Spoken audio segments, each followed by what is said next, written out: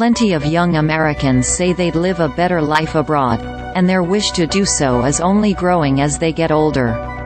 Some 1 in 4 American Gen Zers say they'd move abroad for better social programs, like universal health care, making it their main reason for wanting to live overseas.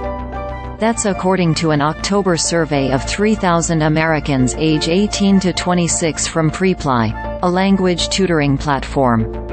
Not far behind, 19% of Gen Z Americans say having a new cultural experience is their top reason for wanting to leave the country.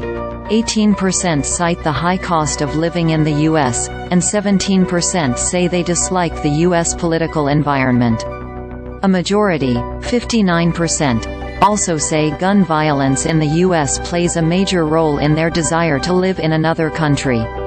As for where they'd want to go, here are the top 10 countries where young U.S. adults want to move for a new life abroad.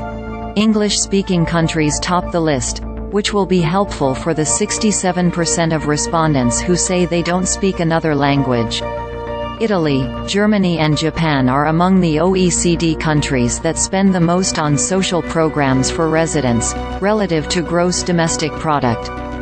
Young Americans also prioritize locations with warm and sunny weather like Singapore and Australia, which also boast big expat communities. Young Americans are serious about seeking a better life abroad.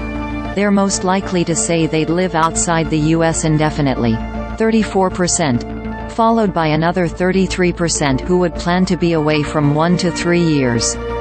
Only 12% say they'd move abroad for less than a year.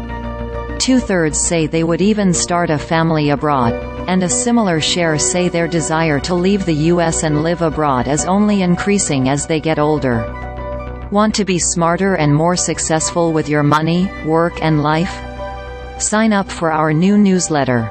Get CNBC's free Warren Buffett Guide to Investing, which distills the billionaire's #1 best piece of advice for regular investors, do's and don'ts, and 3 key investing principles into a clear and simple guidebook.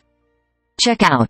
This 41-year-old works for herself and bought a house in Sicily for $62,000.